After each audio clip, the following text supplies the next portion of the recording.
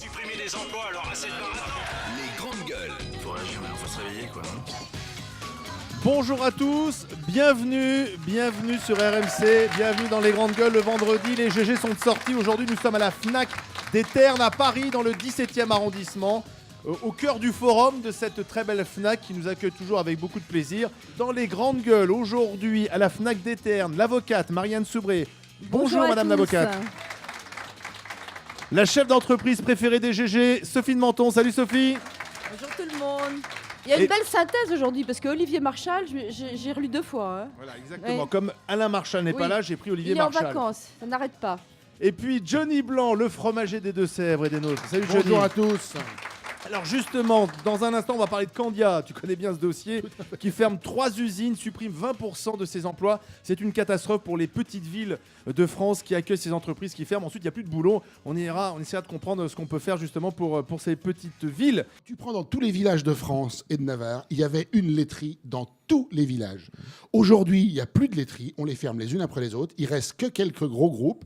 Et le souci, d'abord, c'est que ça tue l'emploi à une vitesse monstrueuse. Moi, pour donner un exemple, chez moi, on transforme 700 000 litres de lait à l'année. Ça fait vivre 9 personnes. D'accord ? On est 9 à travailler. Dans ton exploitation. Voilà. Quand tu vois les groupes laitiers, ils transforment des milliards de litres de lait par an avec pas de salariés. Il n'y a pas d'emploi. En fin de compte, tout est automatisé. J'aimerais bien qu'un jour on réfléchisse à la responsabilité aussi des dirigeants. C'est-à-dire qu'ils ont des difficultés qui sont liées à quoi ? Est-ce que ce n'est pas des mauvais investissements ? Est-ce que ce ne sont pas encore une fois... Voilà. Est-ce que ce ne sont pas encore une fois les tout petits, dans les petits villages, ces 186 personnes et au total les 313 personnes qui vont être licenciées ? Est-ce que ce ne sont pas eux qui payent pour des erreurs de gestion des dirigeants ? Tout le monde fait Et même des gaffes. parfois des avocats. Même Oui, parfois mais des justement, avocats. mais on vient chercher- Non, mais attends, Toubib et avocat, on vient chercher notre responsabilité Oui, et c'est pas c'est faux. normal. Mais Qui qu'est-ce va que tu veux chercher dire ? la Ah, vous vous responsabilité êtes gouré Mais non, ayant on tenté fait des des procès à Alors, nous. non, mais Hein. d'accord, Attends, excuse-moi. Imaginons, je prends un cas. Est-ce que tu fais un procès à un mec qui tente d'aller conquérir le Brésil ? Ce qui est peut-être. Mais après tout, on a besoin d'export, on a besoin de gens Ouais, qui mais le prennent problème, des risques. c'est que Un Doux, par exemple, entrepreneur, il est Doux un a peu reçu, dingue. Hein. Doux a reçu énormément Ah, bah, d'argent de la PAC. Arrêtez de filer des subventions. Et nous accueillons Olivier Marchal. Bonjour Olivier. Bonjour. Il sait tout faire cet homme. Réalisateur bien entendu, 36. Les Lyonnais, c'est en DVD en ce moment je crois. Ouais. La série aussi Braco à la télé. Et puis il sait aussi être acteur à la télé, dans des films et au théâtre en ce moment même avec sa femme Catherine Marchal.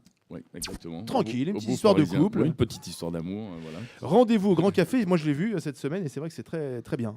C'est gentil, merci. C'est très bien écrit, très bien joué et vous formez un beau couple tous les deux. Alors c'est intéressant parce que c'est un vrai phénomène de société. C'est un couple qui se rencontre via Internet, Ouais. par mail. Ouais.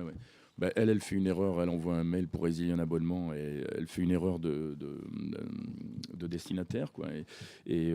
Ça arrive chez un prof un peu bourru, un peu porté sur la bouteille et qui vient de se faire larguer par sa femme, enfin par sa fiancée, donc il lui répond, il l'envoie balader et de là va naître une relation épistolaire et ils vont tomber amoureux à distance. Et on ne dit pas la fin, parce on qu'elle dit est pas très la fin. importante, Vont-ils se la rencontrer fin. ou pas? Voilà, c'est peut-être pas forcément... bon, on ne dit rien. C'est vrai que ça, c'est un phénomène. Aujourd'hui, il y a énormément de couples qui se rencontrent via des sites internet. Il y a eu Mythique, maintenant il y a adopteunmec.com, adopteunfromager.com. Ah bon ? Sort avec une avocate.com. Oh, mais ça va. Non, mais on peut adopter des fromagers, mais sort avec une avocate, non. Non, sort avec une Non, avocate.com. on ça peut pas. n'existe Ça, je suis d'accord avec toi, on peut pas. Ça, bah non. Est-ce qu'il y a baise avec un journaliste.com aussi? Non. Non, c'est incorruptible, un journaliste. Merci Olivier Marchal Voilà. de cette intervention. Et c'est ça qui vous a intéressé dans la pièce ? Ben, en fait, c'est pas du tout. C'est vrai que les relations mythiques, enfin tous les sites comme ça, il y a quand même une connotation très sexuelle, hein, quand même derrière. Il faut l'avouer. C'est une Bien que- expérience vécue ? Non, pas du tout. Non, pas du tout. Mais j'ai des copains qui se pratiquent ça et ça marche vraiment. Donc, mais là, nous, c'est vraiment une erreur de message. Oui, c'est par hasard. Elle est mariée, elle a 2 enfants, elle est heureuse en ménage. Enfin, c'est ce qu'elle dit. Et en fait, c'est surtout une pièce sur la solitude, la désespérance amoureuse et sur le fantasme, quoi. Voilà. C'est un mec bourru, c'est un mec qui a plus envie d'entendre parler des femmes. Et puis tout d'un coup, cette femme va le séduire par les mots. Donc c'est de l'importance des mots. Et c'est vrai qu'aujourd'hui, bon, moi j'ai mes enfants, quand je vois les textos qu'ils envoient et tout, avec 3 fautes C'est par pas phrase séduisant. et tout ça, c'est vrai que je lutte pour essayer de les éduquer. Ça, c'est et le leur scénariste faire qui lire parle. des livres. Ouais, non, mais c'est vrai, c'est important. Moi, je lisais beaucoup. Enfant, j'ai toujours lu et je regardais des films et je lisais.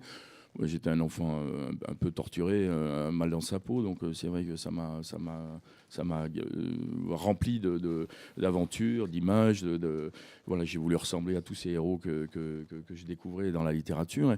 Et c'est vrai que dès que je suis arrivé chez les flics, j'ai commencé à écrire, quoi. J'ai écrit des nouvelles. Sur ce que je voyais, sur ce que je faisais.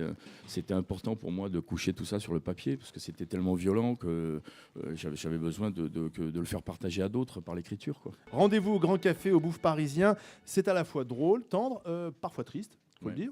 Ça finit bien? Non, suspense. Pas vous le dire. Ah, faut pas le dire parce que justement, vont-ils se rencontrer et s'aimer? Non, c'est une pièce touchante et c'est vrai que les gens qui la voient, ça commence à bien prendre. En plus, là, on est très contents et ils ont envie de s'aimer, quoi. Je pense que c'est une pièce qui rend amoureux ou qui fait qu'on reste amoureux et qu'on a envie de se prendre dans les bras. C'est très tendre, c'est un joli petit spectacle. Et ça fait du bien en ce moment par ces temps de crise. Ouais, exactement. Puis je crois que c'est un vrai sujet de société quand même parce que La dans ce monde, dans ce monde où tout bouge Surtout avec Johnny. et les gens n'arrivent pas à se rencontrer, être obligés Le roi de de la passer par des tendresse, sites, Johnny. C'est horrible. c'est quand même quelque chose d'impressionnant. C'est tiré d'un roman, c'est très bien écrit, c'est très bien joué. On passe un très très bon moment. Merci Merci, Olivier, Merci merci à d'être vous de venu m'avoir ici en direct de la Fnac des Ternes à Paris dans le 17e arrondissement.